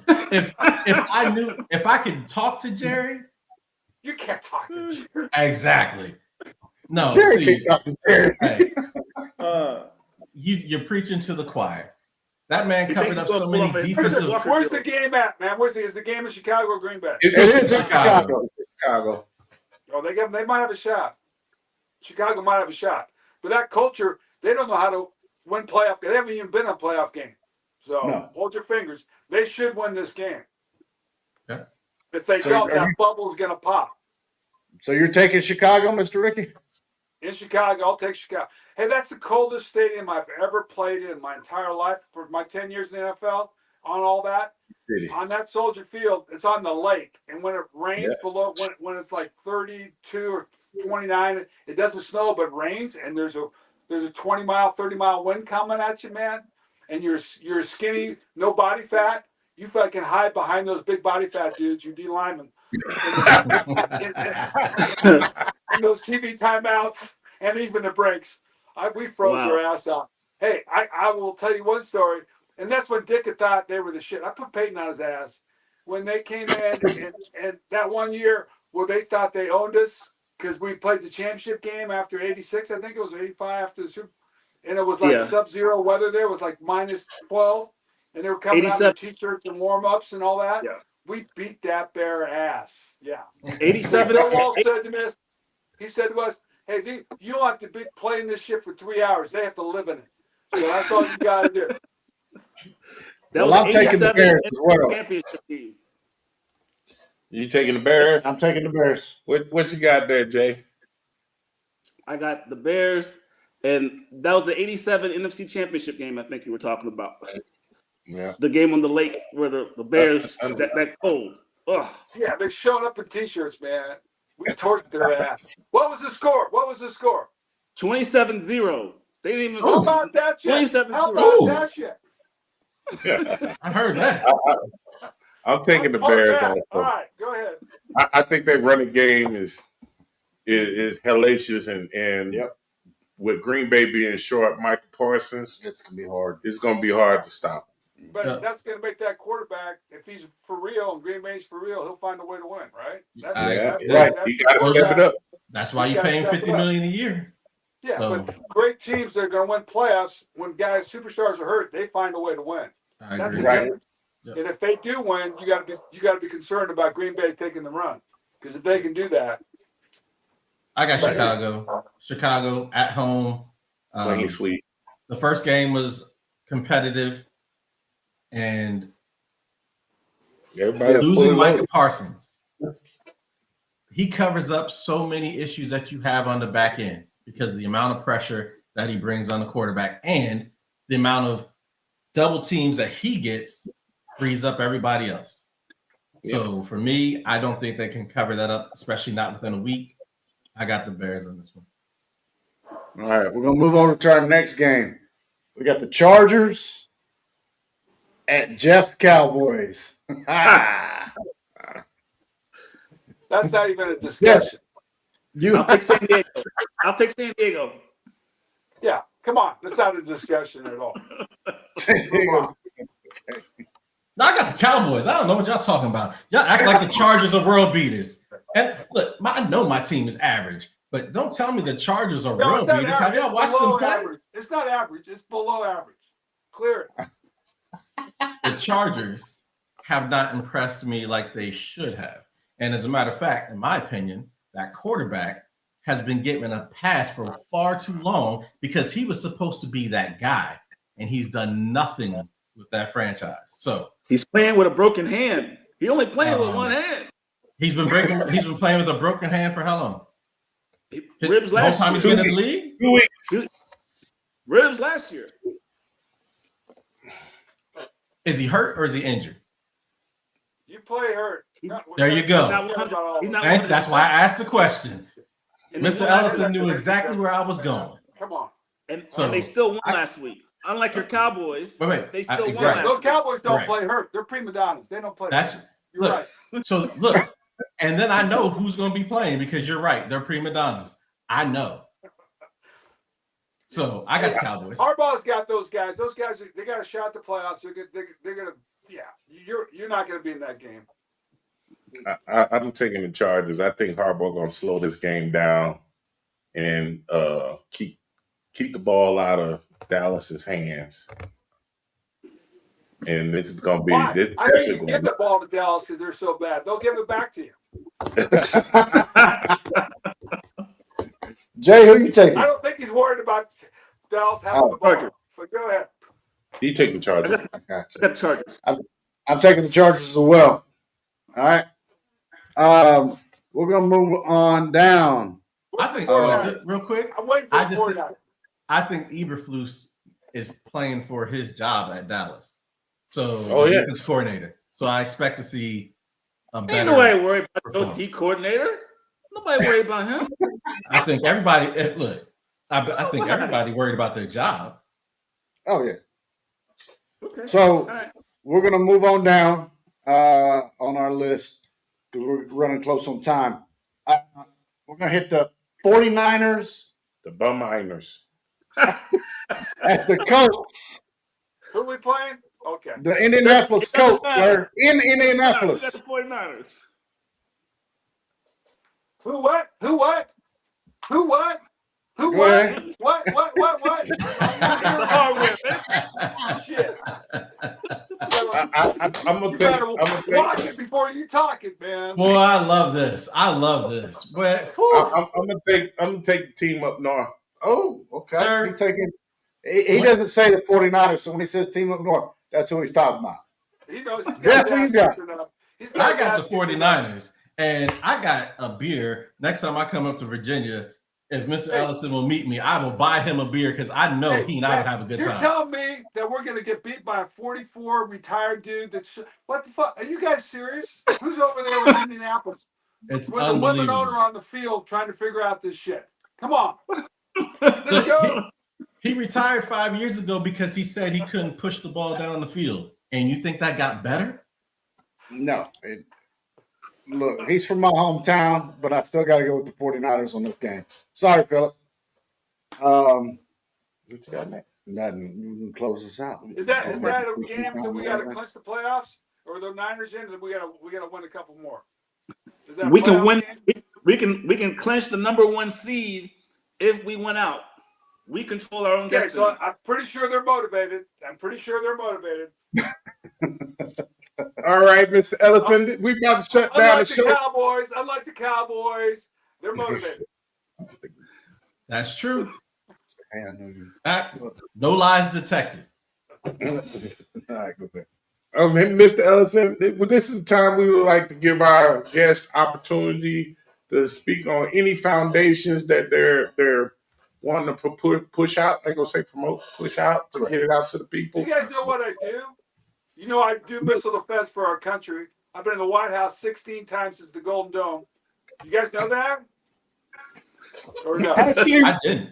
I We work for follow the you. defense Someone's got a contractor. damn degree out of USC, and I did missile defense while I was playing in the NFL. I'm leading the charge, man. We thank you. The safe. So, Yes. Look, I'd love to hear more about it because I work for a defense contractor. So I'd love to hear about what you're doing. And I know you were a couple of weeks ago. It was a couple of weeks or about a month ago. Germany. You was here in Germany. Yeah, I was in Pluto. I froze my ass off. I went up to Baltic on a train range. On that range out there, man. I had a sport coat and a shirt, and all you guys are in winter gear. It was like the Chicago Stadium. You got no shelter. What the? And we're shooting drones down. We're tracking drones. We got a tent there. We're doing it's phenomenal what we're doing. Okay, we thank you for that, sir. Because needless to say, we all on this podcast are working for the United States government, or retired, like myself, or have served. So we also thank you for everything you've done for us. Yeah. Hey guys, just the same thing, right? Defense wins world championships. You cannot win a defense without you cannot win a world championship without defense. And the Chinese got a damn offense that you can't. I mean, that shit's coming. So you better have something to stop that, so you can hit it back. And that's what we got to do, because as you know, you might not know, but we got rid of a lot of our defense because we didn't think we needed to play with it when we were in the air war in the wars in the Middle East. Yeah. So we dumped it to save money, and we're trying to get this thing back. Our maneuvering forces can't fight because they got to defend against drones. You got to be able to defend against mass cheap drones before you can enable any of your maneuvering forces, any service. So we got a problem there, and we love to be fat and happy and do exquisite missile systems or whatever. You got to do mass first, because if you don't do defense, you can't stop that. You can't apply that hurt on their ass. So we got to get that right. That's what we're doing. That's why we're all over the world. I was in Tokyo and Guam, Hawaii, Alabama, Germany, the whole thing. We're fighting that fight. So Thank you, sir. Thank you as I well. know, is Very that a much. charity? Are you guys a charity? Is the U.S. military a charity? No, No. we That's almost my big charity. That's business. my charity. Actually. I would like to thank Mr. Ellison for all his comments, the laughter, the joy, the stories. Also, like to thank Mr. Lee for his time, his laughter, his comments, and the joy. And I want to let y'all know we'll be back on the air next Saturday, same bat time, same bat channel. Everybody have a Merry Christmas. Everybody have a Merry Christmas and be safe.